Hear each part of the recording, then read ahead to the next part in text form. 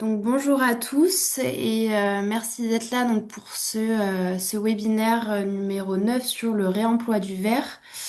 Comme d'habitude, donc le webinaire est enregistré. Vous aurez dans le centre de ressources le replay ainsi que le support de présentation. Et on garde le temps d'échange questions-réponses à la fin. Donc n'hésitez pas à poser vos questions dans le chat tout au long de la présentation. On y reviendra à la fin. Et donc, je laisse la main à Benjamin, qui est notre intervenant. Bonjour à toutes et à tous, bienvenue sur ce webinaire dédié au réemploi des contenants en verre. Alors pour me présenter, hop, je suis donc Benjamin Cordonnier, je suis co-directeur en charge du pôle commercial et communication chez Locaver, plus connu sous sa marque Ma bouteille s'appelle Revient. Alors pour la petite histoire, j'ai travaillé un peu plus de 20 ans dans le système bancaire, spécialisé dans l'économie sociale et solidaire, et crise de la quarantaine aidant, j'ai souhaité mettre un peu plus de sens dans ma vie, et donc j'ai rejoint la coopérative Locaver il y a un peu plus de 6 ans maintenant, et je me suis spécialisé entre autres sur l'accompagnement des metteurs en marché, le sujet qui va nous intéresser aujourd'hui. Sur mon intervention, je vais vous présenter rapidement ma bouteille s'appelle Revient. Ensuite, on parlera du réemploi de manière générale, les grands principes, l'écosystème du réemploi et les obligations des metteurs en marché. Ensuite, je vous montrerai notre centre de lavage et vous expliquer comment un contenant en verre est lavé et quelles sont les qualités, le process qualité qu'il y a derrière. Ensuite, on rentrera dans le concret, hein. Donc c'est comment accompagner les metteurs en marché à passer au réemploi, avec notamment les freins et aussi bien sûr les leviers. Et en fin de présentation, je passerai la parole à Laetitia qui vous fera un retour d'expérience sur un producteur de vin qui est passé au réemploi en 2022. Alors, pour vous présenter rapidement, ma bouteille s'appelle Revient. On existe depuis 2017. On est considéré comme les pionniers du réemploi en France. On est vraiment un acteur historique. Quand on s'est lancé, on parlait très très peu de réemploi en France. On a essuyé beaucoup de plâtre, notamment au lavage, puisqu'on a commencé le lavage des contenants en verre en 2019. On a investi dans une unité de lavage industrielle. On est basé à Chabeuil, dans la Drôme, à côté de Valence. Et depuis l'installation de notre laveuse en 2019, on a lavé un peu plus de 5 millions de bouteilles. On parle de bouteilles, mais on fait aussi un peu de pots et de bocaux. On est organisé aujourd'hui en SIC, en Société Coopérative d'Intérêt Collectif. C'est-à-dire que nos clients sont sociétaires et donc prennent part aux décisions et à la vie de la structure. Et on a également un agrément d'entreprise d'insertion. Voilà, donc aujourd'hui, on emploie 17 salariés, dont 9 personnes en insertion. On a une double casquette, celle d'être laveur de contenants en verre, ça c'est vraiment notre métier premier, et notre deuxième métier c'est d'être opérateur de réemploi. C'est-à-dire qu'on va accompagner les metteurs en marché à mettre en conformité leur emballage au réemploi selon des critères nationaux régis par une fédération dont je vous expliquerai tout à l'heure. Et parallèlement à ça, on développe un réseau de magasins, de points de collecte pour que les consommateurs puissent ramener leurs contenants réemployables dans les magasins pour qu'ils puissent être collectés. On intervient en collecte sur le territoire de Drôme-Ardèche. On a aujourd'hui 104 producteurs qui travaillent avec nous dans le vin, la bière, le jus, le lait, les yaourts, etc. Et 76 magasins qui sont points de collecte partenaires sur l'ensemble du territoire. On est engagé dans un réseau régional avec nos confrères de Pampa, nos confrères de Revera, et aussi dans un réseau national, le réseau France Consigne, dont je vous parlerai un peu plus tard. J'aime bien ce schéma j'aime bien le présenter. C'est un schéma qui explique et qui compare la boucle de recyclage à la boucle de réemploi. Il y a souvent beaucoup d'ambiguïté entre les deux filières. On parle beaucoup de bouteilles recyclées alors que ça doit être du réemploi et inversement. Donc ce schéma a pour but vraiment de réexpliquer chacune des structures.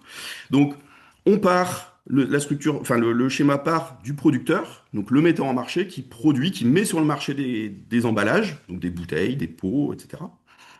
Il les vend via un distributeur ou son magasin. Le consommateur les achète.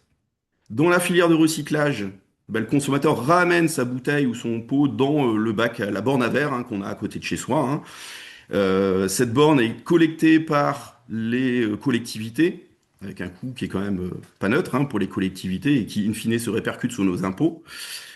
C'est envoyé dans les centres de tri et de broyage. Donc le verre est concassé, broyé et transformé en ce qu'on appelle le calcin. Et ce calcin, ensuite, est livré et revendu chez les verriers qui vont s'en servir pour refabriquer du verre. Ce calcin sera fondu à 1500 degrés pendant 24 heures. Euh, Sachant que pour fabriquer du verre neuf ou même du verre recyclé, il faut toujours un apport de matières premières, notamment sur le verre blanc, puisqu'aujourd'hui, dans notre système de recyclage et de tri de verre, on ne sépare pas dans le bac de tri le verre blanc du verre brun. Du coup, tout est cassé, tout est mélangé, et le calcin, donc le verre broyé, sert à refabriquer du verre brun. Pour faire du verre blanc, bah, il faut de la matière première, de la silice. Et de la silice, bah, comme toute matière première, ça se raréfie et les coûts commencent à bien augmenter. Voilà. Sur la filière de réemploi, bah, c'est une filière qui, vous voyez, hein, le schéma est quand même beaucoup plus court. On part toujours du metteur en marché, qui met sur le marché des emballages, qui sont vendus par les magasins. Le consommateur les achète, les consomme, les ramène dans un point de collecte. L'opérateur de réemploi vient collecter ces bouteilles ou ces contenants, les envoie au lavage. Le lavage se fait à 80 degrés pendant 20 minutes. Vous verrez, hein, on verra le cycle de lavage tout à l'heure. Et ensuite, c'est repalettisé et renvoyé chez les producteurs. Donc on est sur une boucle beaucoup plus simple, beaucoup plus courte et beaucoup plus vertueuse. Ce qui nous amène aux raisons du retour de la consigne aujourd'hui, qui est un mode de consommation plus vertueux, qui est aussi plébiscité par les consommateurs. D'une part, il y a des bénéfices environnementaux qui sont pas neutres. L'ADEME, l'Agence pour l'environnement de l'État, a fait un comparatif entre la filière de recyclage et la filière de réemploi. Passer au réemploi, à partir du deuxième ou troisième cycle de vie d'une bouteille ou d'un contenant, c'est économiser 79% de gaz à effet de serre. On a aujourd'hui beaucoup de domaines viticoles qui réalisent des bilans carbone, des bilans Scope 2, Scope 3. Et en fait, ce qui est pointé du doigt, c'est surtout l'impact du verre sur leur bilan carbone. Et donc, passer au réemploi, c'est déjà réduire de trois quarts clairement son impact carbone. C'est aussi réduire son impact énergétique. Bah oui, vous l'avez vu, hein, le verre est fondu à 1500 degrés pendant 24 heures, sachant que des fours de verriers, ben, quand les verriers ouvrent un four, ils doivent les ouvrir pour minimum 3 ans. Et donc ça consomme énormément d'énergie, sachant que bah, le lavage des bouteilles, c'est laver à 80 degrés pendant 20 minutes. Et aussi, paradoxalement, on nous dit souvent, laver des bouteilles, ça consomme de l'eau. Bah non, ça consomme moitié moins d'eau de laver des bouteilles que d'en refabriquer. Vous le verrez hein, dans le schéma de lavage, hein, on utilise très peu d'eau, on est quasi en circuit fermé dans notre laveuse. Et en fait, le verre neuf ou le verre recyclé utilise beaucoup d'eau pour refroidir les fours ou refroidir les turbines. Donc les impacts environnementaux sont vraiment très forts de passer au réemploi. Au-delà de ça, c'est aussi une forte attente citoyenne. Dans les dernières enquêtes d'opinion, 92% des Français sont favorables au retour de la bouteille consignée. C'était aussi une proposition forte émise lors de la Convention citoyenne pour le climat. Donc vraiment, les consommateurs veulent réduire l'usage unique, veulent réduire le plastique pour passer sur du réemploi. Maintenant, à nous de leur donner les solutions d'offres de bouteilles consignées, de distributeurs qui récupèrent, de points de collecte qui récupèrent ces bouteilles. Et aussi, il y a un contexte réglementaire, la loi, qui va imposer aussi des emballages et du développement de réemploi. La loi française, la loi AGEC, anti-gaspillage pour une économie circulaire, qui va imposer d'ici 2027, 2027 c'est demain, hein, ça va vite arriver, pour l'ensemble des metteurs en marché, 10% d'emballages réemployés. Donc là, on parle d'emballages réemployés, c'est-à-dire des emballages qui ont déjà subi un cycle de lavage, un deuxième cycle de vie. Donc c'est des objectifs quand même qui sont ambitieux. À l'échelle européenne, vous avez un règlement, le PPWR, qui va lui imposer 10% d'emballage réemployable sur les boissons d'ici 2030 et 40% en 2040. Voilà. Donc il y a vraiment un contexte réglementaire qui se met en place. Ça, c'est pour les metteurs en marché. Il y a aussi des obligations qui seront attribuées aux distributeurs, aux magasins, d'avoir des références réemployables dans leurs rayons. Autour de ce contexte réglementaire, je vais en parler, mais rapidement, puisqu'Éléonore va en parler juste après mon intervention. Mais c'est quand même c'est une notion qu'il faut avoir en tête, c'est ce qu'on appelle la REP, la responsabilité élargie du producteur. C'est une obligation pour tous les metteurs en marché de financer et d'organiser la fin de vie de leur emballage. Et comment ça se finance? Bah, ça se fait par des éco-contributions qui sont collectées par des éco-organismes. Alors, un éco-organisme, c'est quoi? C'est une structure qui est agréée par l'État et qui aide les producteurs, les fabricants à remplir leurs obligations de gestion de fin de vie de produits. Aujourd'hui, sur le verre, vous en avez trois. Le plus gros, c'est Citeo, l'Adelph, qui est une branche de Citeo qui est plutôt spécialisée sur les PME et le domaine viticole, et l'Eco. Les éco-organismes, qu'est-ce qu'ils font? Bah, ils collectent ces éco-contributions et ils les mutualisent et ça leur permet de financer les infrastructures liées à la fin de vie des emballages.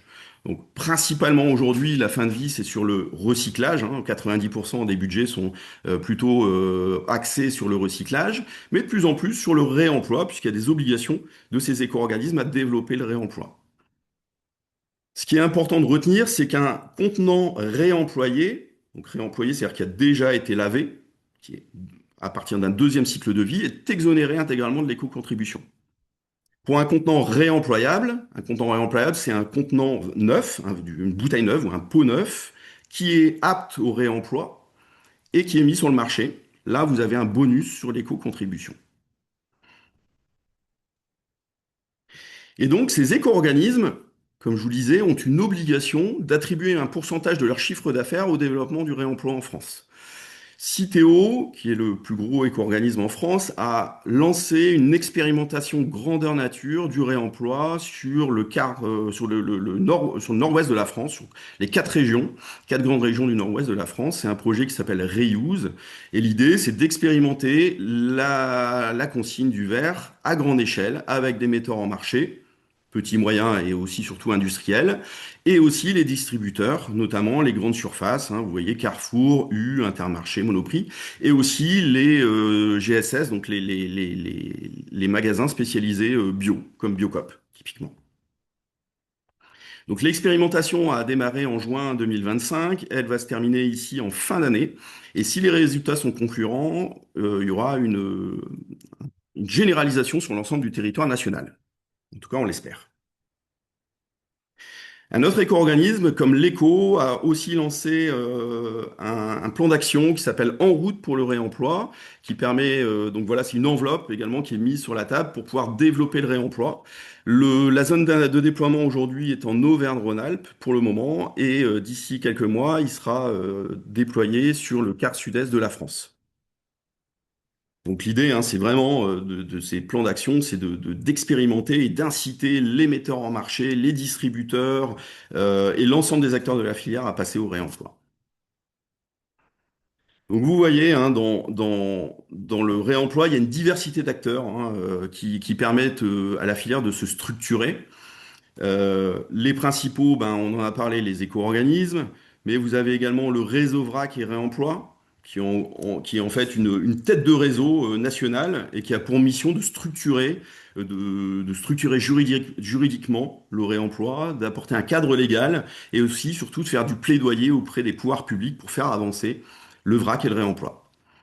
Et vous avez aussi une fédération qui s'appelle France Consigne, dont nous faisons partie. Nous, ma bouteille s'appelle Revient. France Consigne, c'est un groupement d'industriels du réemploi qui a pour but de structurer un réseau mutualisé sur l'ensemble du territoire national et d'apporter des solutions techniques. Donc ce réseau France Consigne, il est composé de 11 opérateurs de réemploi répartis sur un peu toute la France, bon, à part sur l'Est et un peu sur le Sud-Est.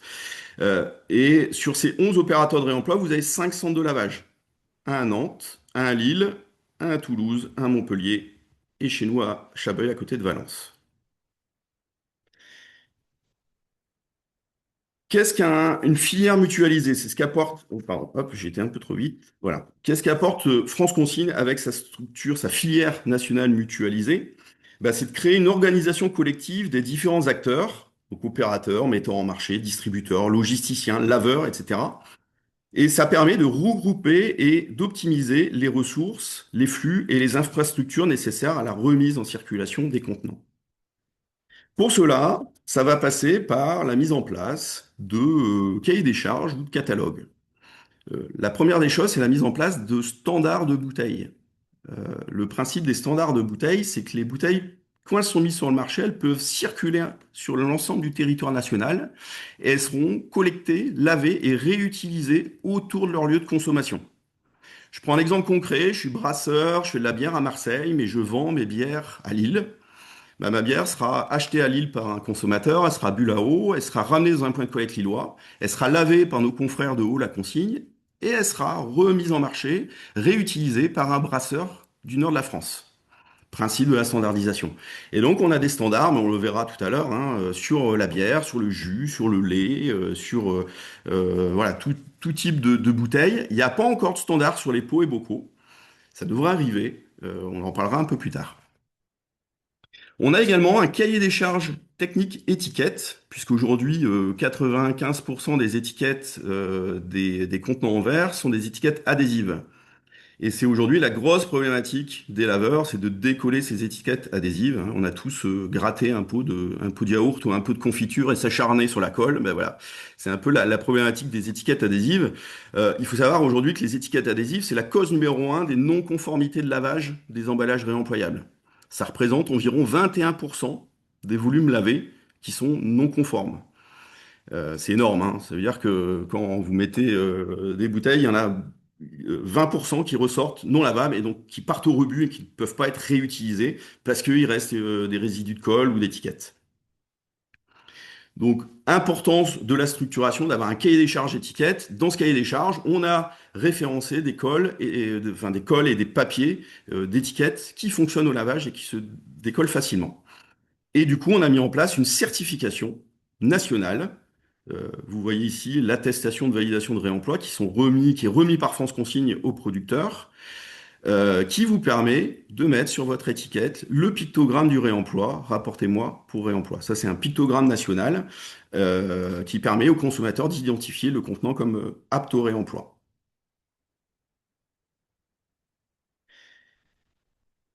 Voilà, maintenant je vais vous montrer notre centre de lavage et vous expliquer comment un contenant est lavé. Vous voyez sur la droite notre laveuse de bouteilles industrielle. Donc c'est une laveuse italienne de marque Ates Impianti qui peut laver jusqu'à 3500 bouteilles heure sur un cycle de lavage qui va durer entre 20 et 25 minutes environ. Quand les bouteilles sortent de la laveuse, quand elles sont lavées, quand elles ont subi un cycle de lavage, qu'elles sont propres, elles rentrent dans ce qu'on appelle la zone blanche. Là, c'est cette partie, cette photo de gauche que vous voyez. Donc c'est une salle propre dans laquelle il y a un air contrôlé, hein, une atmosphère contrôlée, une hygrométrie contrôlée qui nous permet de garantir les bonnes qualités bactériologiques des bouteilles en sortie de laveuse et garantir ces qualités auprès de nos metteurs en marché qui rachètent les bouteilles. Ce que je vous propose, c'est une petite vidéo pour vous montrer le cycle de lavage de la bouteille.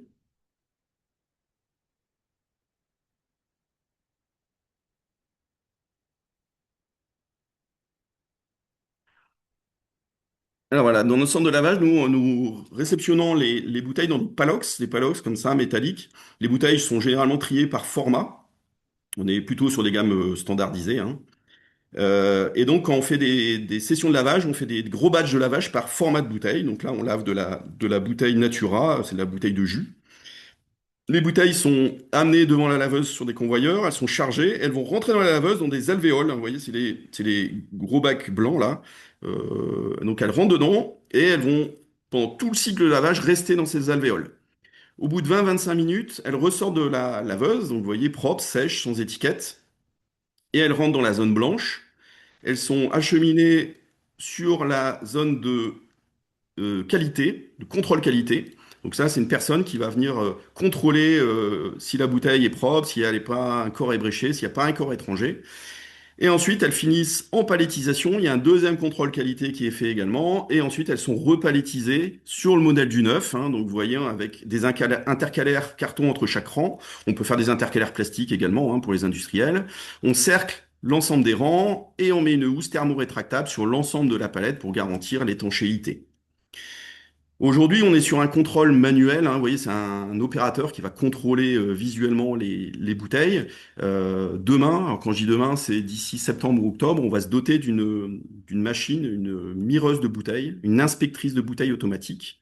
C'est une grosse machine, hein, ça vaut quand même 450 000 euros, qui va nous permettre d'augmenter la qualité de contrôle qualité des bouteilles lavées et aussi d'optimiser, d'augmenter la vitesse de lavage. Aujourd'hui, on est un peu limité en vitesse puisque l'œil humain ne peut pas aller plus vite que la machine. Voilà. Donc demain, on va pouvoir vraiment augmenter en qualité et en cadence et obtenir des normes qualité que nous demandent les industriels. Donc on a vu l'extérieur de la laveuse. Là, il y a un petit plan de coupe de la laveuse. Donc ça, c'est l'intérieur de la laveuse. Donc au point 1, on voit les bouteilles donc, qui sont acheminées, hein, qu'on voyait en début de vidéo, qui sont acheminées dans la laveuse. Les bouteilles montent et rentrent dans les alvéoles. Vous voyez, l'intégralité de la laveuse est constituée d'alvéoles, hein, donc il y a environ 1000 alvéoles. Donc la bouteille rentre dans cette alvéole et elle va partir pour un cycle de lavage de 20-25 minutes. Le premier, c'est ce bain de trempage. Donc toute cette partie rouge, c'est ce qu'on appelle un bain de trempage. Donc c'est une solution alcaline chaude. C'est de l'eau avec 1,5 à 2% de soude chauffée à 80 degrés. Ce bain de trempage, il a plusieurs utilités. La première, c'est de la désinfection. Les bouteilles vont tremper dans ce bain pendant 6 à 8 minutes, en fonction de la cadence et de la vitesse de la laveuse. Donc 6 minutes à 80 degrés, on est au-delà d'une pasteurisation, hein. Donc là, ça va garantir qu'aucune levure, aucune bactérie ne peut résister. Et le deuxième impact de ce bain, c'est ça va venir activer les agents hydrosolubles des cols des étiquettes lavables. Ces étiquettes ont une colle vont s'activer en solution alcaline chaude. Donc il faut de la soude et de la chaleur. Donc là, les étiquettes vont commencer à se décoller. Les bouteilles sortent du bain. Et elles arrivent au point 4, et là, elles vont passer sous une cascade. Donc c'est toujours hein, cette même eau saudée chaude qui va venir tomber en cascade du haut vers le bas de la bouteille. Là, l'idée, c'est de venir décoller les étiquettes et de les faire tomber sur un tapis roulant qui est juste en dessous. Et derrière, on a un bac de récupération des étiquettes. Ensuite, les bouteilles remontent et au point 5, elles vont subir un dernier lavage. Un lavage à l'intérieur et à l'extérieur de la bouteille. L'idée, c'est vraiment de finir de nettoyer s'il y a des résidus de colle ou des résidus d'étiquettes. Et ensuite, les bouteilles vont subir 3 rinçages successifs en 6, 7 et 8. Au point 8, c'est le rinçage final et c'est la seule source du réseau qu'on va prendre.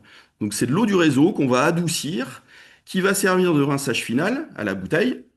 Et ce rinçage final va tomber dans une cuve et par débordement va venir alimenter le rinçage d'avant, qui par débordement va venir alimenter le rinçage précédent. Comme tout à l'heure, je vous disais, on consomme moitié moins d'eau à laver des bouteilles. Vous voyez, on est vraiment en circuit fermé, hein. La seule source d'eau, c'est au point 8. Et aujourd'hui, on estime à peu près 40 centilitres d'eau nécessaires pour laver une bouteille. C'est moitié moins que pour en fabriquer du neuf ou en recycler. Ensuite, les bouteilles en point neuf vont être soufflées, insufflées. C'est-à-dire qu'on va envoyer de l'air pur, de qualité alimentaire à l'intérieur de la bouteille pour renouveler l'air, éviter une recondensation et surtout sécher la bouteille. Et donc en point 10, la bouteille ressort de la laveuse, propre, sèche et sans étiquette, si tout va bien. Bien évidemment, on a une responsable qualité chez nous et tous les centres de lavage ont des responsables qualité qui forment l'ensemble du personnel aux bonnes pratiques d'hygiène de l'industrie agroalimentaire. On a mis en place une démarche HACCP avec une étude de risque appliquée à la sécurité des aliments. Et on a mis en place un système de management de la qualité basé sur les normes ISO 22000. Aujourd'hui, on n'a pas de normes qualité. On a toutes ces démarches, tous ces systèmes qui sont mis en place. On n'a pas encore de normes. Il va nous manquer cette machine, cette mireuse, cette inspectrice de bouteilles pour pouvoir avoir la norme qualité. Donc notre objectif, c'est septembre-octobre d'avoir la mireuse automatique et in fine en 2027 de pouvoir demander l'attribution de la norme ISO 22000 ou une norme IFS. Voilà, qui va pouvoir garantir le management de la qualité et du coup rassurer notamment les industriels. Voilà, pour la partie lavage, maintenant on va rentrer dans le concret. Ce qui vous intéresse, vous, c'est comment accompagner vos agriculteurs, vos metteurs en marché. Alors voilà, nous, comment on fonctionne hein, en tant qu'opérateur de réemploi, comment on accompagne nos metteurs en marché, c'est de réaliser un diagnostic. Le diagnostic, déjà, c'est de savoir quel type de contenant ils utilisent. Est-ce qu'ils utilisent du verre, du plastique? Je prends l'exemple de l'agriculteur qui fait des yaourts en plastique et qui veut passer au réemploi. Et ben du coup, il va devoir changer ses contenants, passer sur des pots en verre. Donc, il y aura sûrement un surcoût. S'il utilise déjà des pots en verre, quel format de pot il utilise? S'il utilise des bouteilles, quel format il utilise? Quel est son circuit de distribution? Ça, c'est important. Est-ce que c'est du local? Est-ce que c'est du régional, du national ou de l'international? Si on est sur de l'international, il y a peu d'intérêt de passer au réemploi, puisque le metteur en marché aura peu de retour, ou pas du tout de retour de ces contenants en verre, hein, puisqu'ils seront partis à l'étranger. D'autant plus que certains pays exigent aujourd'hui des bouteilles plutôt allégées, hein, ou des contenants plutôt allégés à l'international. Si c'est du national ou du régional, il aura tout intérêt à se dire, bah, j'intègre un réseau mutualisé avec des contenants standardisés, comme ça, même si c'est vendu à l'autre bout de la France, eh ben, les contenants pourront être ramenés et réutilisés autour de son lieu de consommation. Si c'est du local, bah, soit on intègre un réseau mutualisé, soit on peut se dire, bah, tiens, moi je fais de la vente en direct, je peux collecter moi-même mes contenants, je peux les massifier, et puis quand j'en ai assez, je les enverrai en lavage. Et donc, dans le diagnostic aussi, c'est du coup, est-ce qu'il y a un souhait ou pas d'intégrer un réseau mutualisé comme France Consigne? Et si c'est le cas, oui, bah, il faudra passer sur des contenants standardisés. Donc, s'il y a un souhait d'intégrer un réseau mutualisé, bah, il faudra contacter l'opérateur France Consigne de votre choix. Je vais vous montrer la carte ici. Donc, vous avez les 11 opérateurs, hein. Donc, vous pouvez contacter n'importe quel opérateur. Vraiment, le mieux, c'est de contacter l'opérateur le plus proche de chez vous. Donc là, vous avez l'ensemble des noms, hein. Vous tapez leur nom dans Google, vous aurez les coordonnées pour les contacter. Et là, l'opérateur fera un accompagnement pour mettre en conformité l'emballage au réseau mutualisé. Donc on parlera de standardisation de la bouteille, de l'étiquette, et du coup, il pourra arborer le pictogramme du réemploi. S'ils ne souhaitent pas intégrer un réseau mutualisé, soit parce que c'est des pots et bocaux, et aujourd'hui il n'y a pas de standard, hein, donc il n'y a pas de réseau mutualisé aujourd'hui sur les pots et bocaux, ou alors c'est un producteur qui utilise une bouteille vraiment spécifique. Je prends l'exemple des producteurs de rosé dans le sud-est de la France qui souhaitent garder absolument leur modèle de bouteille.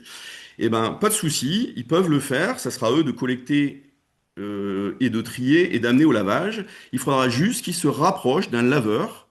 Donc, j'ai mis le lien vers la carte de l'ADEME hein, qui recense l'ensemble des laveurs de France pour vérifier la compatibilité du contenant avec le centre de lavage. Donc la carte France Concis, je vous en ai parlé. Ça, c'est la carte de l'ADEME hein, qui regroupe l'ensemble des centres de lavage en France. Vous pouvez trier hein, aussi par type d'emballage, hein, donc bouteilles, pots, bocaux, voilà. Une zone de rayonnement si vous voulez trouver un centre de lavage dans les 50 km autour de chez vous.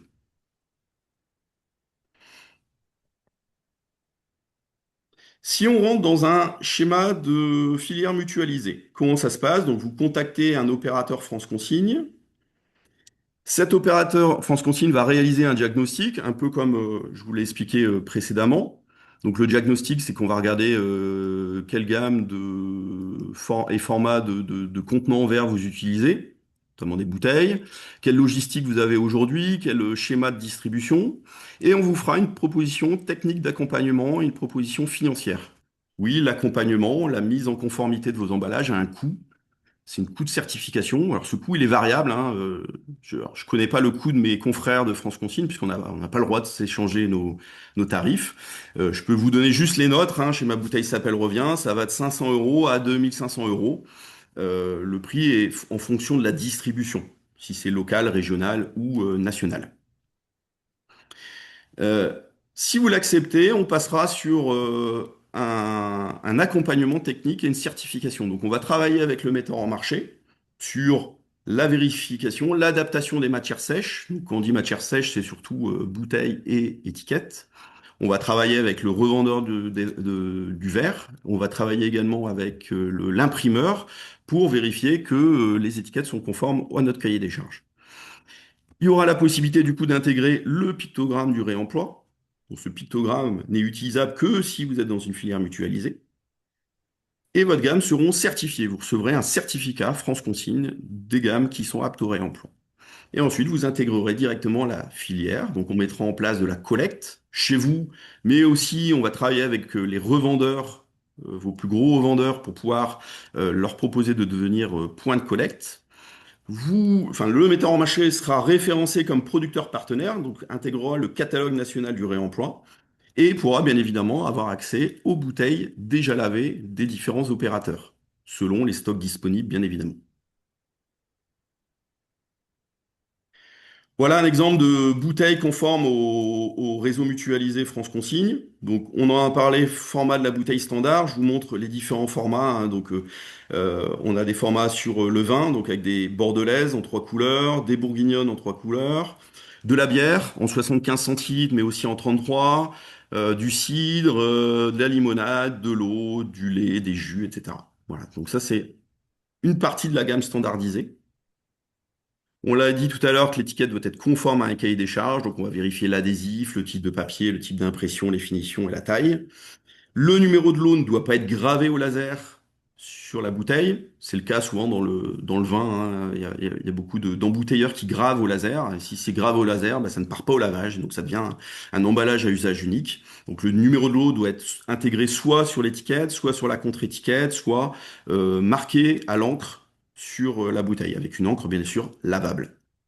Idéalement, mettre un code barre quand il y en a pour que la bouteille, le code barre soit intégré au catalogue et qu'il puisse être collecté via des collecteurs automatiques, par exemple. Il y a de plus en plus de déploiement de collecteurs automatiques qui identifient la bouteille réemployée par le code barre.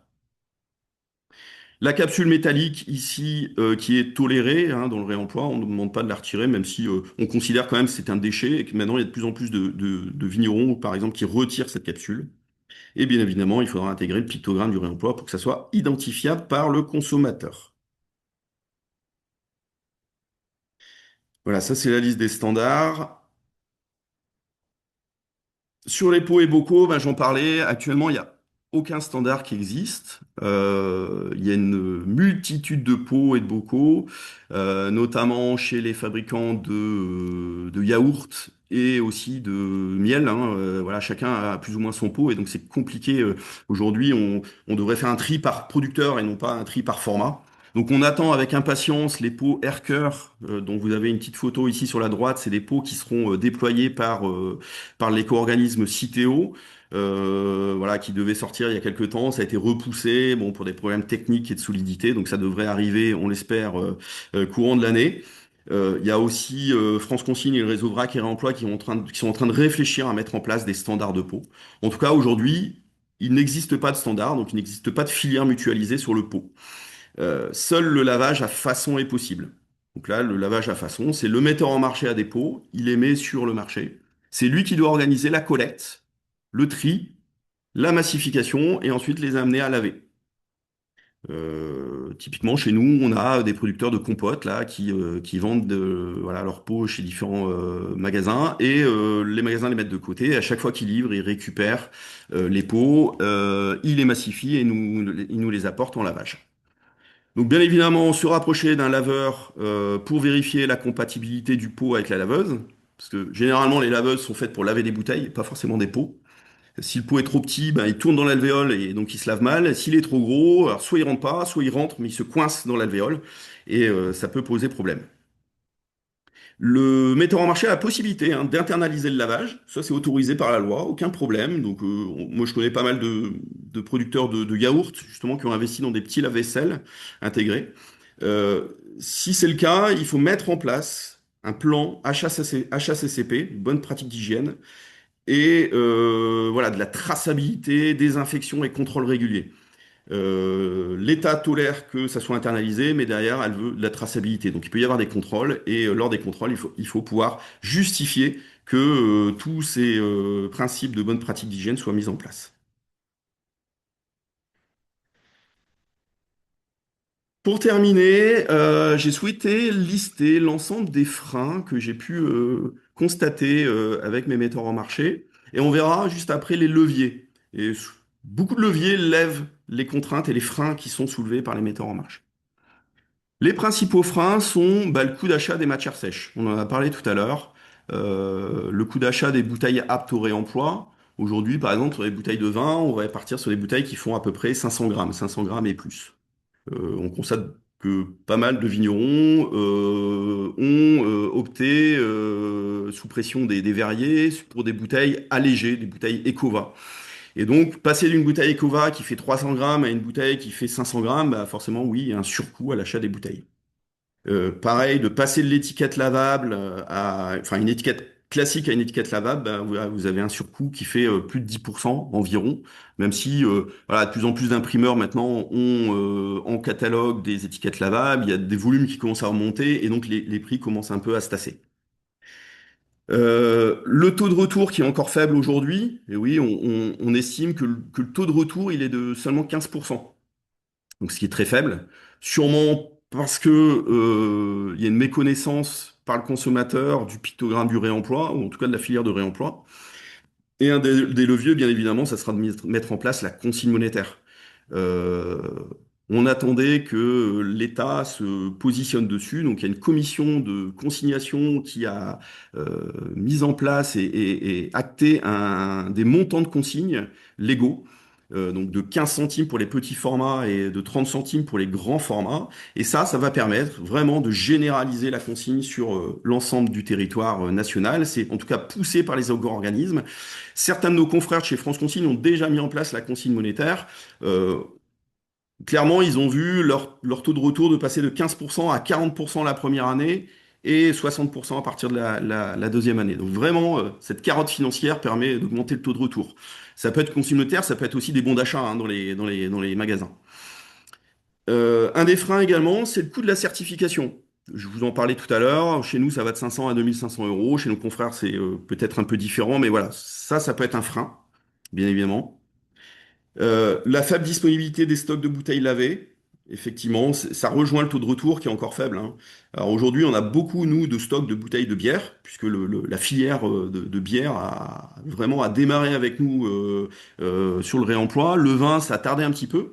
Et aujourd'hui, on a beaucoup de stocks de bière, donc on arrive voilà, à fournir 50% des volumes à nos clients brasseurs. Par contre, sur le vin, on a vraiment des trop faibles volumes, on n'arrive pas à les fournir en bouteilles lavées. Donc ils sont toujours obligés de se fournir en bouteilles neuves. Les freins aussi, bah, c'est la manutention, le tri et le stockage, bien évidemment. Surtout si vous êtes point de collecte, enfin si le metteur en marché fait un point de collecte chez lui, sur son point de vente, ou s'il n'intègre pas une filière mutualisée et qui se dit bah c'est à moi de collecter, de trier, de stocker, d'amener au lavage. Donc ça, voilà, ça peut être un vrai frein puisque bah, il faut de l'espace de stockage, la manutention, ça fatigue, voilà. Aujourd'hui, il y a quand même peu de contraintes légales, hein. La loi AGEC, ça sera vraiment imposé à partir de 2027, mais aujourd'hui, beaucoup de metteurs en marché se disent, bah, on verra l'année prochaine. Les éco-organismes nous disent, ben, on ne sait pas trop comment on va contraindre ça, est-ce qu'il y aura des amendes, est-ce qu'il y aura des sanctions, ben, on ne sait pas. Eux-mêmes ne savent pas, ils pensent que ça sera des surtaxes sur les éco-contributions. Mais voilà, pour l'instant, il y a quand même assez peu de contraintes. Il y a encore beaucoup de craintes sur la qualité de lavage. On pense que le verre neuf est plus propre que le verre lavé. Alors ça, c'est une idée reçue hein, pour avoir visité des verriers. Je peux vous dire qu'une bouteille qui sort d'un four, il est rempli de poussière, puisque c'est un environnement très poussiéreux, hein, il y a des fours autour. Donc, beaucoup de poussière qui rentre dans la bouteille. Donc si la bouteille n'est pas rincée avant embouteillage, ben, voilà, il y a beaucoup de bouteilles. Et il y a aussi surtout ce qu'on appelle du traitement de surface. Donc les verriers, juste avant de palettiser les bouteilles neuves, ils vont enduire les bouteilles d'un corps gras, ce qu'on appelle un traitement de surface. Donc c'est un corps gras qui va venir rendre la bouteille plus brillante et que la bouteille glisse mieux sur les convoyeurs. Et donc ce corps gras va venir rentrer dans le goulot de la bouteille et ben, c'est un corps gras à base de dérivés de pétrole, plastique. Et voilà. Bon, même si c'est alimentaire et c'est accepté hein, dans la loi, ça reste quand même pas terrible. Il y a aussi les imperfections d'un contenant lavé, hein. Bah oui, un contenant lavé, bah, c'est rayé, c'est un peu moins brillant, bah oui, il y a plus de traitement de surface, etc. Ça peut euh, freiner un peu les metteurs en marché qui craignent que leurs consommateurs considèrent la bouteille comme moins bonne. Moins de différenciation, bah, surtout si vous êtes sur une filière mutualisée avec un contenant standard, bah, vous aurez la même bouteille que votre concurrent qui est aussi au réemploi. Le moins de différenciation, ça sera l'étiquette, bien évidemment. Et aussi bah, le coût du lavage qui est parfois plus cher que le prix du verre neuf. C'est le cas aujourd'hui, hein, le prix du verre neuf est vraiment très très bas aujourd'hui, puisqu'ils ont fait énormément de production et que le contexte des ventes de bouteilles aujourd'hui est quand même en berne. Donc il y a moins de ventes de bouteilles sur production, sur stock, et donc des prix de verre neuf qui est vraiment très bas. Ce qui n'était pas le cas il y a 3-4 ans au démarrage de la guerre en Ukraine, là, où quand le prix du gaz a explosé, le verre neuf a bondi de 110%. Les metteurs en marché voulaient tous passer au réemploi, ils m'appelaient tous. En plus, ils avaient des problèmes d'approvisionnement, ils n'arrivaient plus à trouver de bouteilles. Donc voilà. Euh, Aujourd'hui, pour vous donner un ordre d'idée, donc c'est nos tarifs à nous, hein, mais ça n'engage que nous. Sur un coût de lavage, on va être entre 30 et 40 centimes la bouteille lavée. Et idem pour le pot, hein, c'est les mêmes tarifs. Donc là, on a vu les freins et on va voir les leviers. Ben, les leviers, on en a parlé en début de webinaire, ben, ce sont les impacts environnement forts, on l'a vu, hein, l'impact carbone, l'impact énergie et l'impact d'eau. Ça, c'est pas neutre. L'image aussi que ça renvoie, le marketing. J'ai de plus en plus de producteurs, là, plutôt des gros producteurs, qui souhaitent passer en réemploi avec quelques gammes pour voilà, se donner une bonne image, une image vertueuse, et ils font beaucoup, beaucoup, beaucoup de communication et de marketing autour. Voilà. Donc ça, c'est un argument qui est valable. C'est aussi de mutualiser les contenants et la logistique, surtout dans le cas d'une filière mutualisée, hein. Si c'est mutualisé, bah, la logistique, c'est l'opérateur de réemploi qui va les opérer avec les distributeurs. C'est des développements de nouveaux marchés aussi. Je pense notamment aux grandes surfaces spécialisées bio, notamment à Biocoop. Typiquement, chez Biocoop, si vous voulez rentrer au catalogue national Biocoop, bah, vous devez être absolument en contenant réemployable. C'est un des critères chez Biocoop. Voilà, donc c'est hyper incitatif quand même à passer au réemploi. Je pense également à la structure Le Fourgon. Je ne sais pas si vous connaissez Le Fourgon. C'est une structure à la base lilloise du nord de la France qui propose la livraison de contenants réemployés à domicile. Et donc vous allez sur leur site internet, vous commandez hein, de l'eau, du jus, du lait, des pots de sauce tomate, etc. Ils vous livrent à domicile dans des caisses ce que vous avez commandé et au retour, ils récupèrent les contenants vides. Et donc, ils ont un taux de retour de 99%. Et ça a tellement bien marché dans le nord de la France qu'ils ont commencé à ouvrir des centres un peu partout en France. Typiquement en région Rhône-Alpes, là, ils sont implantés sur Lyon, Grenoble et Saint-Étienne. Ça marche très très fort. Aujourd'hui, nous on lave le lait à Marc-Le Fourgon. Pour le quart sud-est de la France, ça représente 300 000 bouteilles par an. Voilà. Donc, pour vous donner un ordre d'idée. Donc, le fourgon, pour étoffer son catalogue d'offres réemployables, eh ben, ils nous demandent régulièrement des mises en relation avec des metteurs en marché pour pouvoir référencer leurs contenants dans leur rayon.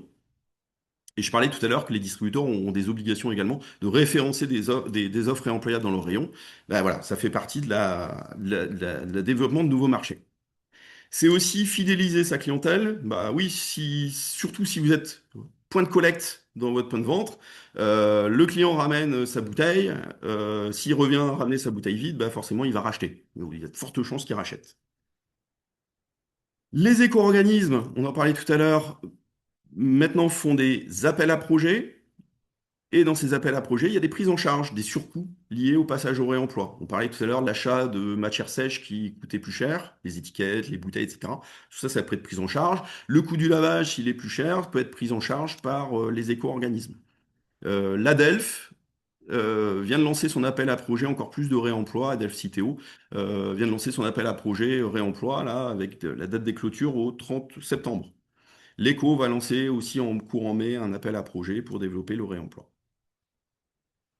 On parlait tout à l'heure de tarifs, hein, de tarifs du verre qui évoluaient à la hausse comme à la baisse. Chez nous, en tout cas, chez les opérateurs de réemploi, chez les laveurs, on est tarifs stables. Nos tarifs n'ont jamais bougé depuis 4 ans, hormis 2% d'augmentation liée à l'inflation. Mais voilà, on prône la stabilité des tarifs et bien évidemment de sortir d'une dépendance à un verrier.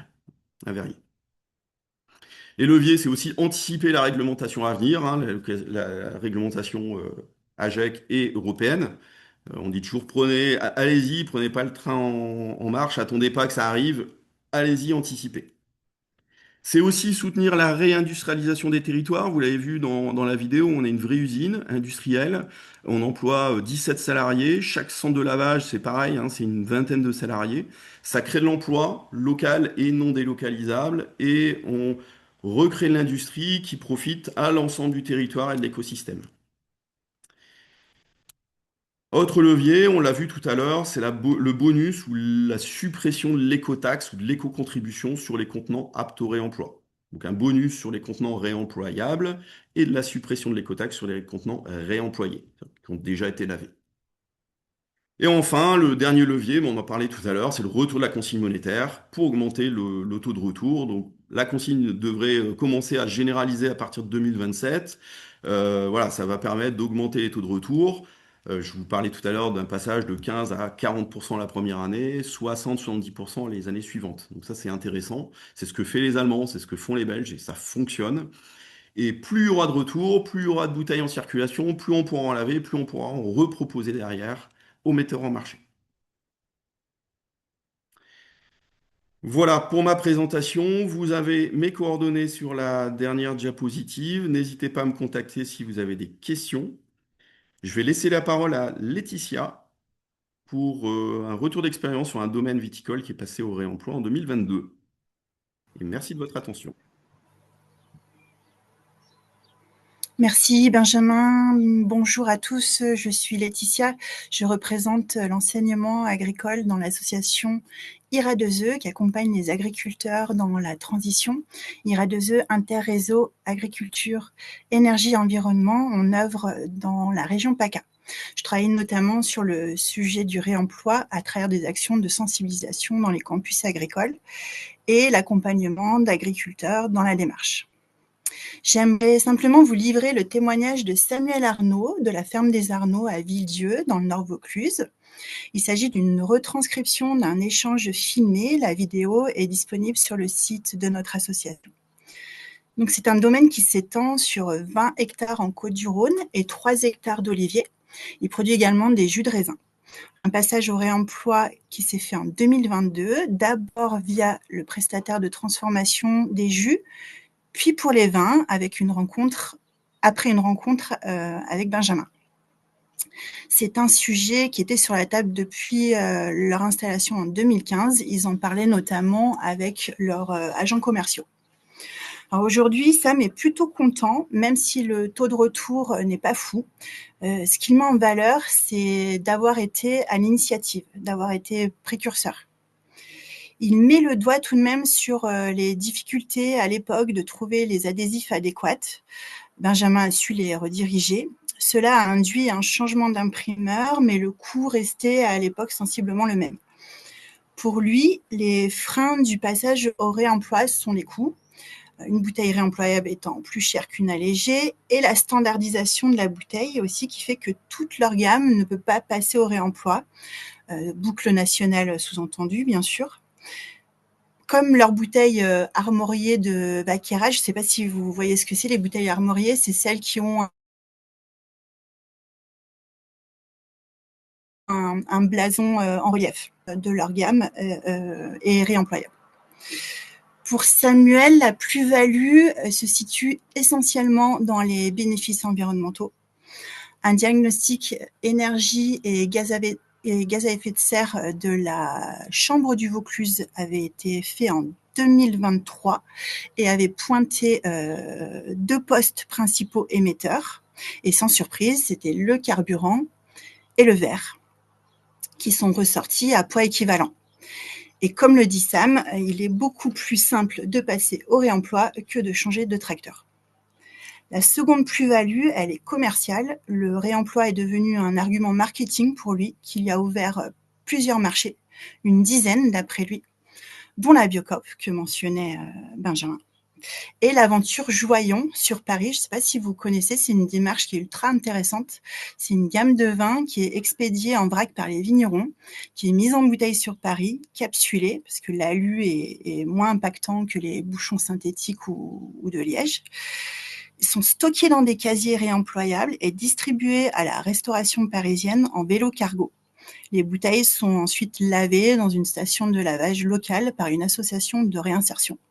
On ne peut pas faire mieux comme démarche. En conclusion, Samuel met en lumière également le lien de confiance qu'il a pu créer avec les acteurs de la filière grâce au réemploi. J'en ai fini pour cette retranscription. Je passe la main à Éléonore.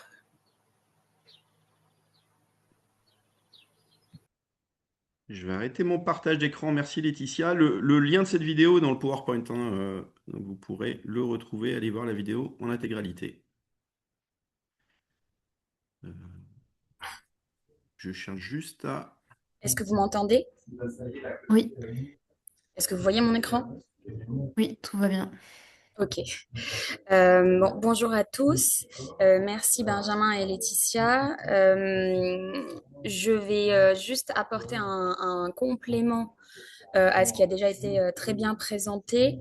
Vous me connaissez effectivement en tant qu'animatrice Fabacé, mais ce n'est qu'une toute petite partie de mon métier et surtout, c'est pas à la base mon métier originel.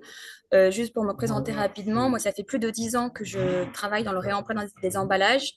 J'avais notamment mis en place le réemploi des gobelets dès ma vie étudiante à l'époque. Ensuite, j'ai créé une entreprise qui avait créé une machine qui distribuait, collectait et lavait automatiquement sur place des emballages. Et après, j'ai travaillé au sein du plus gros laveur, un des plus gros laveurs mondiaux de caisses logistiques agroalimentaires, tout en accompagnant et en suivant la création du réseau consigne, du réseau VRAC, qui est maintenant le réseau VRAC et réemploi au niveau national, et au niveau européen du réseau New Era, qui est l'association qui représente les intérêts des acteurs de l'emballage réemployable.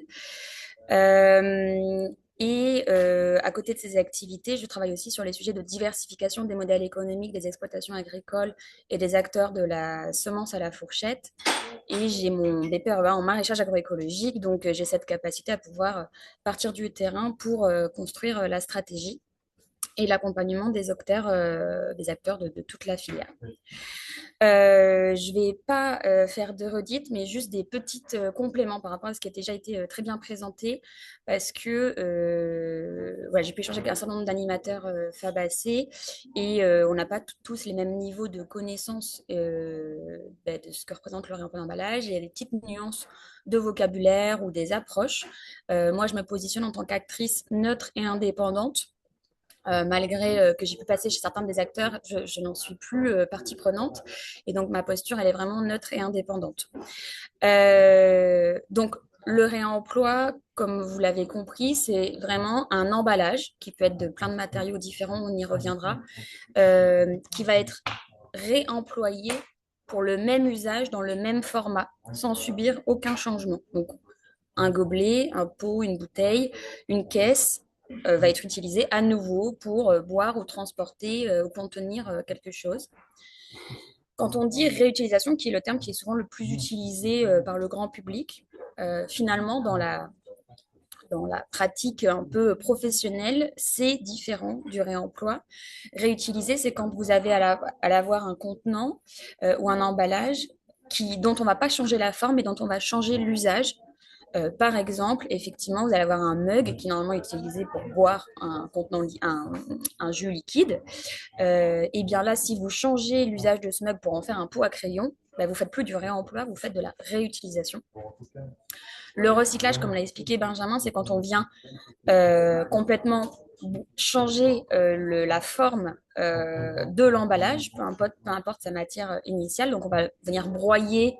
Il y a différentes techniques de recyclage, mais voilà, on va venir revenir à l'état de matière première et on n'aura plus le format initial. Et de cette matière première, on ne refera pas nécessairement le même produit ensuite. Parfois, ce pourrait être le cas, ce qui est encore assez rare technologiquement, mais souvent, ce sera dans un produit peut-être d'une valeur inférieure à l'origine du produit. Je voulais aussi revenir sur le terme consigne, puisque Benjamin a évoqué que c'était quelque chose qui était plus utilisé dans d'autres pays européens.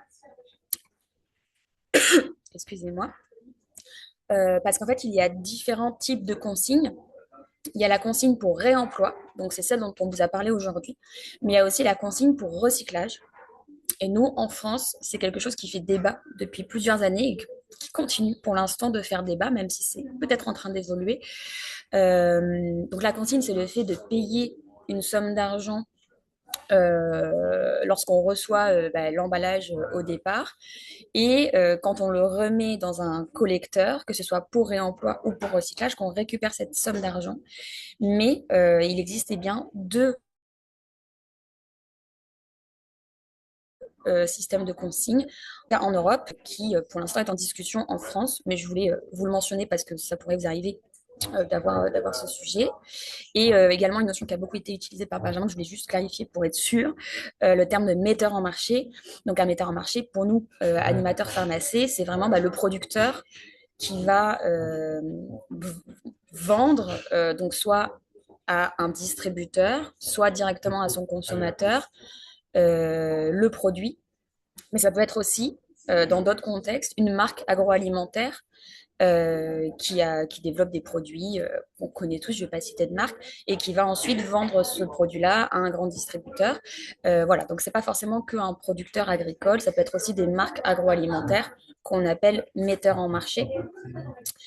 Dans le cas notamment par exemple des coopératives viticoles qui font du vrac et qui vendent ensuite ce vrac à des mince, je mange le nom, euh, des regroupements, c'est pas le terme, je m'excuse, mais qui eux après mettent en bouteille et mettent sur le marché, c'est en fait ce deuxième acteur-là qui est considéré comme le metteur en marché. Je voulais aussi revenir sur un point important, puisque c'est quand même important de le mentionner. On ne pourra pas se passer d'emballage. Alors, on peut, hein, il y a des démarches qu'on appelle de vrac, où on arrive à se passer de l'emballage, mais l'emballage, il a quand même un rôle, et donc un monde sans déchets d'emballage, en tout cas sans emballage, je vais dire comme ça, un monde sans emballage, c'est clairement impossible, puisque l'emballage joue un rôle aussi, notamment de préserver l'intégrité d'un produit, de satisfaire toutes les contraintes industrielles de transport, de conditionnement, de manutention, puisque là on parle beaucoup d'emballage alimentaire, mais il existe plein de typologies d'emballage, logistique, e-commerce, textile, etc. Le rôle de l'emballage, il est aussi pour communiquer auprès des consommateurs, à la fois sur les avantages marketing et d'intégrité du produit, mais aussi sur les obligations réglementaires. Et il permet aussi de communiquer les risques chimiques, microbiologiques, les qualités nutritionnelles ou l'intérêt pour l'environnement de ce produit et, in fine, de comment gérer cet emballage. Donc justement, Benjamin vous a parlé du pictogramme du réseau France Consigne. Vous allez voir dans ma présentation qu'il y a d'autres sujets de communication aujourd'hui. Et puis, évidemment, l'emballage permet potentiellement de pouvoir consommer le produit dans différents moments de vie, voilà, et pas forcément le consommer immédiatement. Donc, une logique de conservation. On parle aussi de différents niveaux d'emballage, l'emballage primaire, l'emballage secondaire et l'emballage tertiaire. Même si cette notion vient petit à petit à disparaître, on la voit encore beaucoup circuler, donc je voulais vous le notifier. L'emballage primaire, c'est, peu importe le matériau dans lequel il est conçu, c'est l'emballage qui est directement au contact du produit fini. Donc le pot de yaourt, la bouteille de jus, quand on est en restauration collective, le bac gastronome. L'emballage secondaire, c'est celui qui va permettre de grouper ces emballages primaires.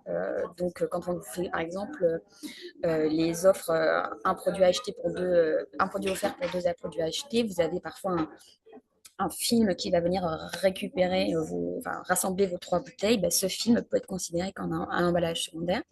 Et puis vous avez l'emballage tertiaire qui finalement permet de transporter ces emballages secondaires, qui là sont généralement les caisses, bacs, silo-palettes. Ces emballages secondaires et tertiaires, on les appelle aussi emballages industriels et commerciaux, les EIC. Je vous en parle parce qu'il y a des axes réglementaires qui utilisent cette appellation. Et je voulais justement faire un petit focus, même si le thème aujourd'hui c'est réemploi d'emballage en verre. En tant qu'animateur Fabassé, on devait aussi s'interroger sur les cartons et autres déchets. Et vous avez été plusieurs à relever justement les cagettes, les cartons ou les palettes. Et donc, il existe déjà des solutions standardisées et réemployables sur ces marchés-là et qui sont très, très compétitifs par rapport à l'usage unique, voire parfois plus compétitif. Donc, c'est un point sur lequel vous pouvez aussi solliciter un accompagnement pour être accompagné et réduire ces déchets-là. Je voulais rapidement refaire le point sur les différents types de réemploi. Il est possible en fait d'avoir des systèmes de recharge à domicile où en fait vous en tant que, enfin les producteurs peuvent proposer. Après ça nécessite des infrastructures parfois, mais de finalement vendre en vrac par exemple des produits liquides ou des céréales et le consommateur viendrait recharger son emballage directement auprès du producteur. Donc ça, c'est possible. Il y a la recharge aussi directement en magasin, donc, parce que le vrac, aujourd'hui en grande surface, spécialisé ou non, ils mettent à disposition des papiers craft, mais vous pouvez venir avec votre emballage réemployable. Et dans ces cas-là, quand c'est le consommateur qui vient avec son emballage réemployable, que ce soit directement auprès du producteur ou en magasin, c'est sur le consommateur que repose la responsabilité si jamais il y avait quelconque problème sanitaire ou autre. C'est bien lui qui a la responsabilité de la propreté de son emballage. Quand par contre l'emballage réemployable est mis à disposition sur le marché par le metteur sur le marché, donc directement producteur par exemple, ou l'acteur de distribution, là c'est la responsabilité légale de cet acteur qui fournit l'emballage propre réemployable, conditionné ou pas. Euh, S'il y a un problème, c'est lui qui aura la responsabilité légale. Et donc, il existe différents types de lavage. Donc, à domicile chez le consommateur, in situ chez le conditionneur, qui peut donc être différent du metteur en marché, chez le metteur en marché ou via des partenaires décentralisés, comme Ma Beauté s'appelle revient aujourd'hui, par exemple. Donc, finalement, dans une boucle de réemploi et au-delà même de la boucle, il y a un certain nombre de parties prenantes qui en font partie. Il y a le fournisseur de l'emballage et comme l'a mentionné Benjamin, c'est important de faire la nuance parce qu'elle prend de plus en plus d'importance sur les financements notamment. Vous avez les emballages jetables, recyclables, neufs, qui sont historiques, finalement, ce qu'on essaye entre guillemets, réduire. Vous avez les emballages réemployables neufs. Donc là, c'est la gamme que vous a brièvement présenté Benjamin, et j'apporterai quelques compléments à cette gamme, qui est donc en fait une gamme qui a été effectivement historiquement construite par le réseau consigne qui est maintenant réseau vrac et réemploi, pardon, mais il y a tout un travail au niveau national, voire même international, pour définir des standards d'emballage dans une gamme qui sont en fait considérés comme réemployables. Et certaines de ces gammes sont finalement des références d'emballage qui étaient déjà mis sur le marché, mais considérées comme jetables à l'époque, et qui sont maintenant également considérées comme réemployables. Et vous avez des emballages qui ont été conçus spécifiquement pour cet objectif de réemploi. Et notamment, c'est aujourd'hui en France ce qu'on appelle les emballages Air-Cœur, qui ont été conçus spécifiquement dans cette optique-là. Mais ensuite, vous avez aussi les emballages réemployables, réemployés. On utilise le terme réemployé parce qu'on peut pas. Enfin, ils ont déjà eu une vie précédente, c'est-à-dire que la première fois qu'un emballage réemployable neuf va être mis sur le marché, on espère qu'il va être collecté, lavé par des acteurs X ou Y, puis remis sur le marché. Et à ce moment-là, c'est là où il devient réemployable, réemployé. Et donc, ces emballages réemployés, ceux sont ceux qu'on essaye du coup de faire le plus tourner, puisque chaque boucle effectuée, c'est des gains économiques, écologiques réalisés. Euh, et Sauf qu'aujourd'hui, l'enjeu, c'est de faire grossir le volume disponible d'emballages réemployables. Voilà. Comme la filière, elle est en cours de structuration sur ces standards, aujourd'hui, il arrive encore régulièrement que des acteurs qui veulent passer au réemploi, notamment je parlais avec une coopérative agricole hier, qui fait plus de 200 millions de bouteilles en France. Ils ont envie de tester sur 100 000 bouteilles le réemploi.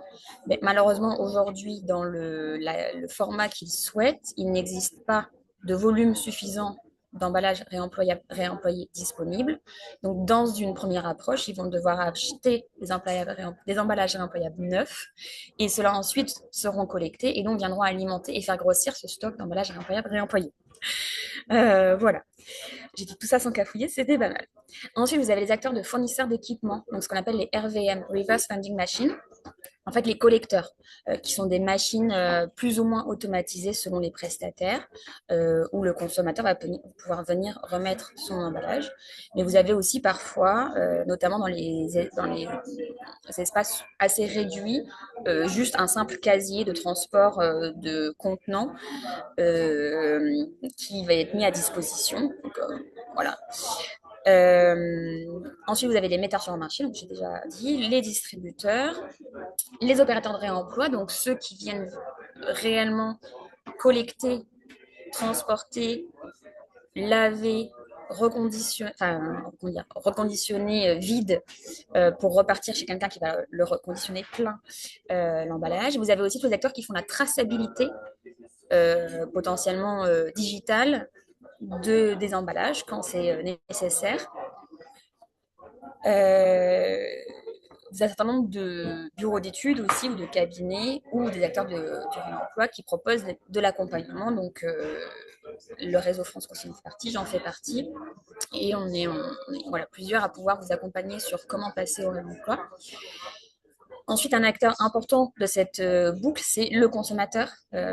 Si tous les acteurs côté professionnel font le travail, mais qu'à la fin, il n'y a aucun consommateur qui vient utiliser ces outils, cette offre réemploi, finalement, la boucle ne fonctionne pas.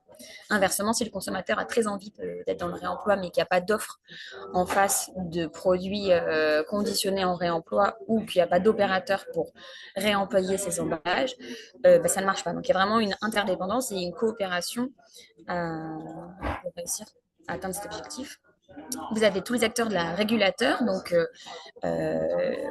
notamment il y a la loi de la transition énergétique, la loi AGEC, qui sont donc le ministère de l'écologie en France, et puis les acteurs institutionnels comme l'ADEME ou d'autres directions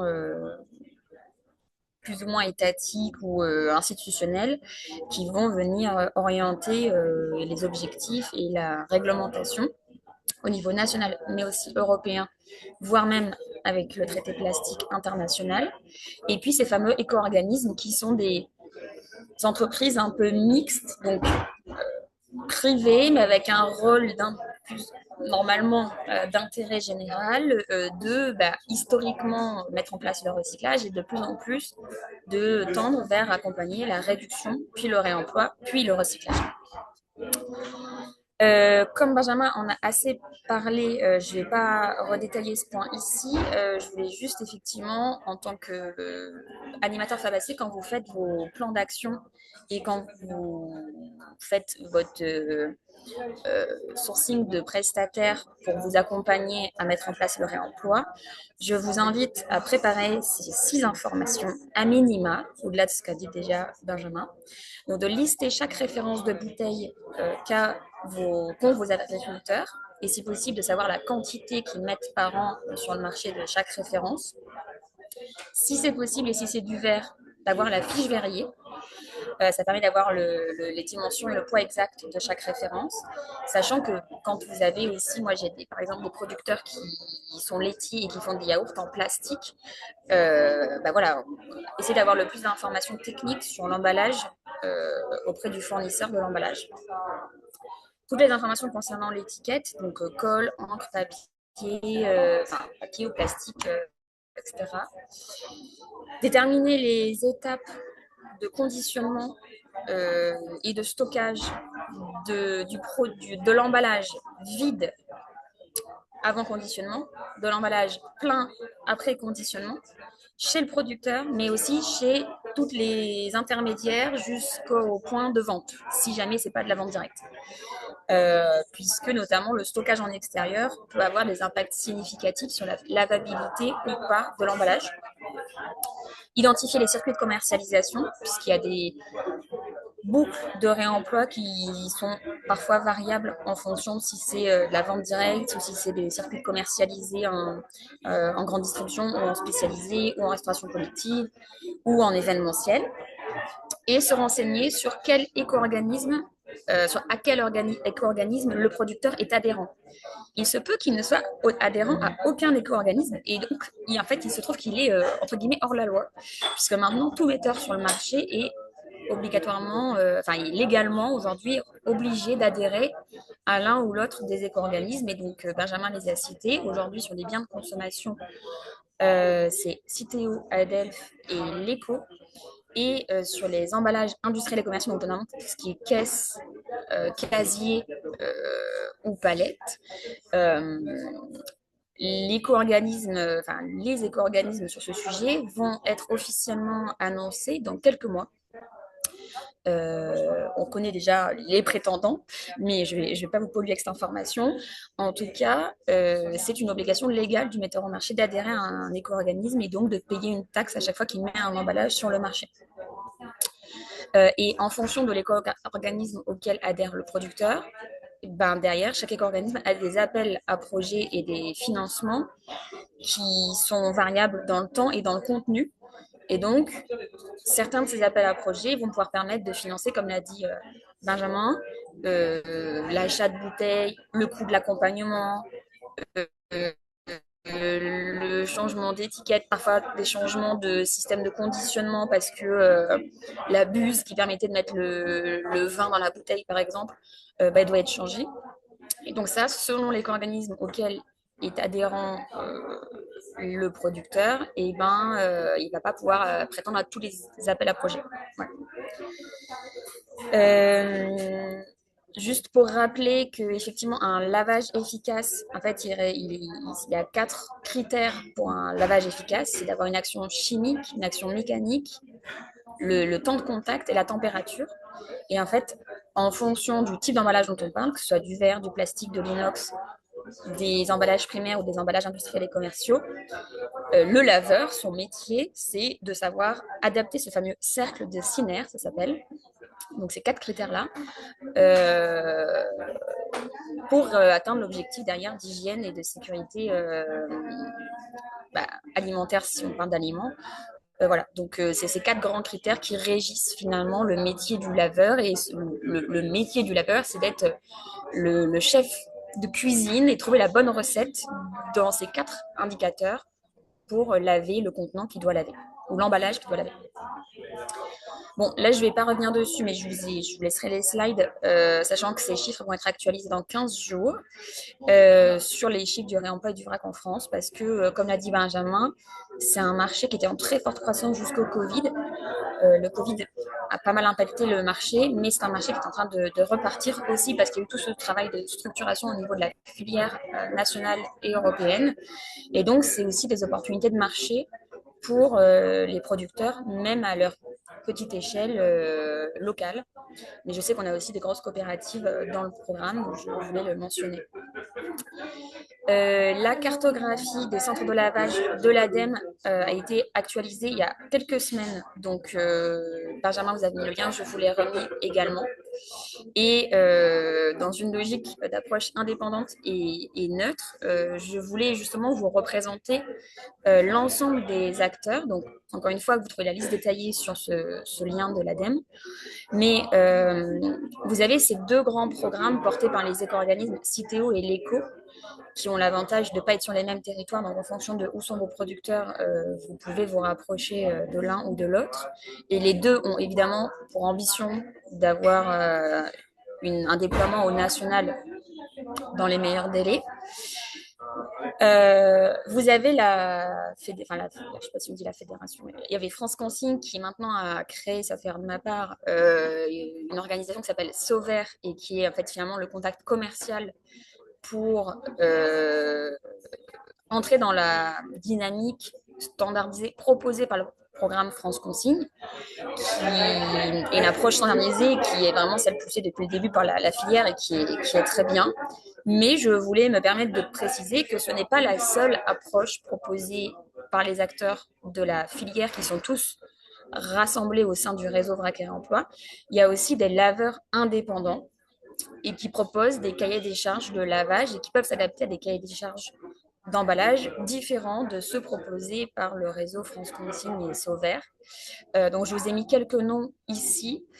Et notamment, vous avez des acteurs comme Eternity ou Pandobac qui sont peut-être plus adaptés pour les emballages industriels et commerciaux, quand d'autres font peut-être plus les pots bocaux, les barquettes, les bacs inox, etc. Et ces acteurs-là peuvent, si vous avez des volumes suffisants, par exemple, mais parfois avec des volumes aussi moins importants, faire du sur-mesure et du à façon avec des technologies parfois différentes que celles proposées par le réseau France Consigne. Et donc, voilà, en fonction du partenaire que vous choisissez pour être accompagné dans votre démarche de réemploi, effectivement, chacun a sa chapelle. Moi, mon approche, elle est neutre et indépendante. Et donc, en fonction de où se trouve le producteur, quel est son circuit de commercialisation, quels sont ses volumes, quels sont ses enjeux sur l'approche standardisée ou non de l'emballage personnalisé ou pas, quel est le contenu qui est contenu dans l'emballage, etc. Et finalement, on va peut-être pas vous orienter vers le même laveur et derrière opérateur de collecte et de réemploi. Donc voilà. Et sur les signes distinctifs d'un emballage standardisé, vous avez donc ce fameux picto du réseau Vrac et Réemploi, et vous avez également ce logo donc AirCœur, ainsi que ce sticker Rapportez-moi pour réemploi. Donc ces points-là sont des points qui permettent aux metteurs sur le marché de faire connaître aux consommateurs que l'emballage, si possible, ne doit pas être envoyé au recyclage, mais plutôt dans une borne de collecte pour réemploi. Et pour terminer ma partie, je voulais tous vous inviter, puisqu'on est vraiment dans un bon timing, à la grande réunion nationale et maintenant internationale des acteurs du réseau de réemploi des emballages historiquement, mais vous voyez maintenant que ça se déploie sur d'autres filières également, qui s'appelle la Reuse Economy Expo et qui aura lieu le 26 et alors excusez-moi, je viens de me rendre compte que j'avais pris le sticker de l'année dernière. Alors c'est pas le 26 et 27 mai, je modifierai dans le PowerPoint. C'est le 19 et 20 mai prochain, donc c'est dans 10 jours. Le 19 et 20 mai prochain à la Porte de Versailles à Paris. Donc ça prend énormément d'ampleur et si vous souhaitez venir vous en tant qu'animateur ou si vous voulez recommander à vos producteurs, ceux qui ont peut-être l'échelle suffisante, parce qu'évidemment c'est un tout petit producteur, ça n'a pas trop d'intérêt, mais pour ceux qui ont des volumes importants, de venir sur place rencontrer tous les acteurs. 100% des acteurs seront bien présents à la Porte de Versailles le 19 et 20 mai et nous pouvons vous procurer des codes pour vous inscrire gratuitement à cette grande exposition des acteurs du réemploi pour comprendre et rencontrer aussi tous les fournisseurs. Si vous voulez vous-même créer un centre de lavage, sachant que autant pour la Corse où il n'y en a pas, ça peut peut-être être pertinent, autant pour la France, aujourd'hui, les centres de lavage ne sont pas encore utilisés à 100% de leur capacité, donc il y a quand même une orientation politique qui vient à réduire le nombre de sites créés pour laver des emballages, et on oriente plutôt les gens qui veulent passer au réemploi à se rapprocher des centres existants pour laver leurs emballages. Donc, désolée pour cette petite coquille. Et vous avez mes coordonnées. Et maintenant, je vais donner la parole à Laura Stess, qui est une entrepreneure du réemploi et qui a notamment développé des outils pédagogiques que moi, en tant qu'animatrice Fabacy, je pense correspond tout à fait à ce qu'on attend de nous dans le cadre Fabacy, qui est déjà d'avoir une approche pédagogique de montée en compétences et de formation des agriculteurs qu'on accompagne, et si possible dans une logique collective. Et donc, vous allez voir que c'est ce que propose Laura, et en plus, elle propose à nous, animateurs, également de monter en compétences pour devenir nous-mêmes acteurs de ces outils pédagogiques. Donc, je lui laisse la parole. Donc, bonjour à tous, est-ce que vous m'entendez correctement? Oui. Super, merci. Donc effectivement, pour terminer ce webinaire, je vais essayer d'être extrêmement brève pour que vous puissiez aussi avoir le temps de poser vos questions. Sur les outils que nous avons créés au sein de Noco pour aider notamment les producteurs à comprendre pourquoi il est nécessaire de passer au réemploi de leurs pots ou bouteilles en verre, mais surtout comment faire. Donc effectivement, je m'appelle Laura Stelz, j'ai fondé l'entreprise en 2023 qui a pour mission justement de concevoir des produits et des solutions afin de contribuer au renouveau de la consigne et plus particulièrement dans le domaine du vin. Donc au sein de Noco, on vient vraiment en amont de toute la partie opérationnelle qu'a pu vous présenter par exemple Benjamin ou encore Éléonore pour sensibiliser l'ensemble des acteurs pour qu'ils puissent bien comprendre en tout cas l'ensemble de ces enjeux et vulgariser un maximum le sujet que vous avez, je pense, pu constater, qui est un sujet assez complexe. Le but, c'est vraiment de créer une prise de conscience au plus proche du terrain, qu'elle soit rapide et simple, afin de favoriser l'engagement des exploitations agricoles vers cette transition. Puisqu'au sein de nos cours, on est persuadé que pour agir, il faut dans un premier temps comprendre. Et nous sommes inspirés justement de l'ingénierie pédagogique des fresques du climat, que vous devez certainement bien connaître, pour conceptualiser justement nos jeux. Donc, voici les deux ateliers. Vous avez d'un côté la fresque de la vigne à la consigne et de l'autre Consigne Quest. Donc, la fresque de la vigne à la consigne permet vraiment en 2 heures seulement d'avoir une vision 360 de son exploitation, de la vigne jusqu'au verre, de mieux appréhender le changement climatique et quelles vont être concrètement les conséquences sur son exploitation dans les années à venir.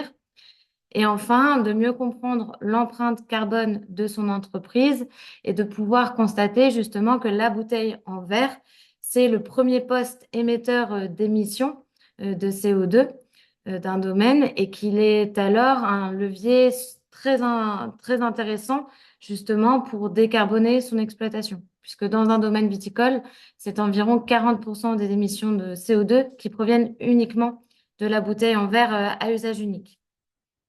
Donc ça, c'est pour la partie, la fresque de la vigne à la consigne, qui est essentiellement euh, destinée aux producteurs et aux exploitations viticoles. Et à côté de ça, vous avez le jeu Consigne Quest, qui est un petit peu notre Monopoly du réemploi. Et là, c'est un atelier vraiment destiné à tous les producteurs, que ce soit pour les jus, bières, soupes, mais également pour tout ce qui va être entreprises agricoles qui font de la transformation et qui s'intéressent justement au réemploi de leur peau pour rendre ludique la compréhension du marché du réemploi et de la consigne des contenants en verre en France. Donc, en seulement 1 heure, il permet de comprendre clairement quels sont les acteurs qui façonnent ce marché, quel est concrètement le cahier des charges à respecter quand on est producteur et qu'on souhaite passer au réemploi de ces contenants. Également le rôle crucial des consommateurs dans cette boucle et de sortir de cet atelier vraiment avec une feuille de route claire à suivre. Le but, c'est vraiment de monter très rapidement en compétence sur ce sujet et engager les équipes à passer à l'action.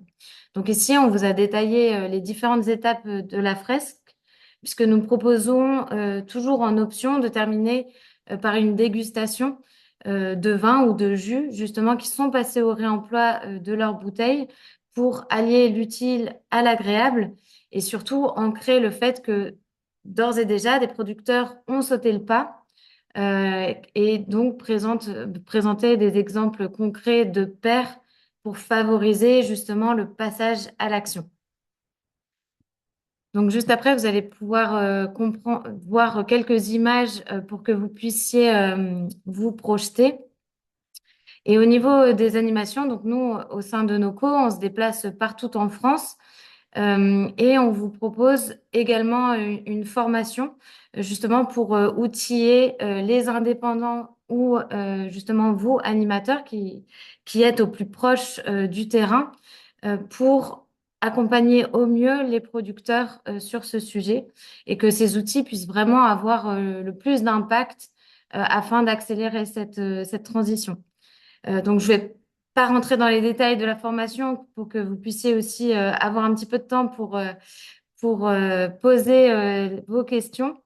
Et n'hésitez pas à faire remonter l'information à Fabacé si cette formation vous intéresse et à nous contacter sinon directement si vous souhaitez que nous puissions animer directement au sein des groupes que vous accompagnez.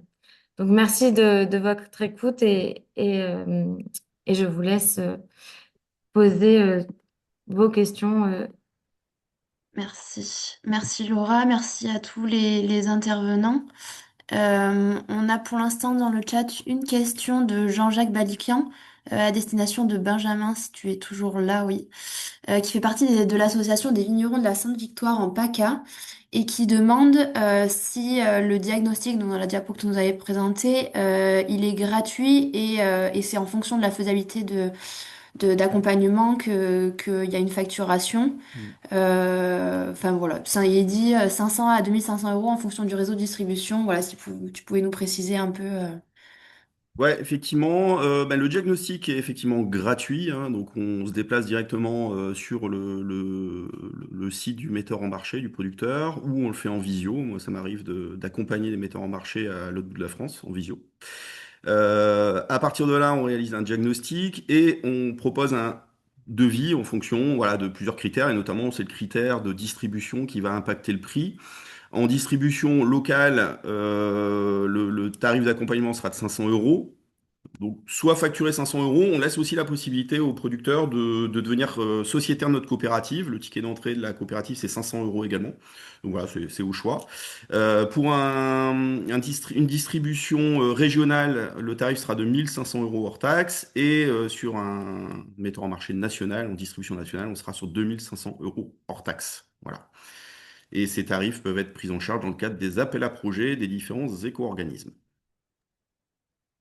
Parfait, merci Benjamin. Je vois qu'on a déjà pas mal d'animateurs qui sont partis. Si jamais il y a encore des questions, on peut rester 1 à 2 minutes de plus.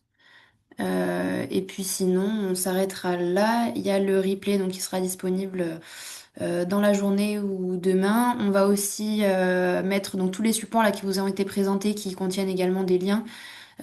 Tout sera mis dans le centre de ressources par la suite. Et puis voilà, ben, s'il n'y a pas d'autres questions, merci à tous d'avoir participé à ce webinaire. Merci à nos intervenants.